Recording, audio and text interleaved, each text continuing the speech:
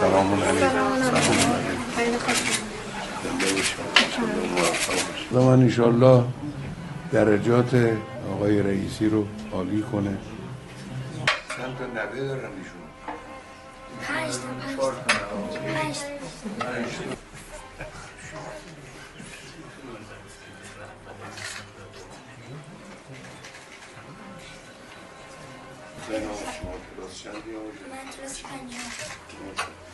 دیگه به من ایشون گفت من ساعت 3 از سفرم کجا آمده بود، گفت دیدم دیگه نمیشه اینجا من بخوابم، بنا فرداش بره کرج.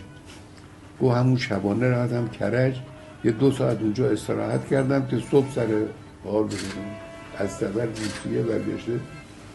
این همه زحمت به خانم والده ایشون هم از طرف ما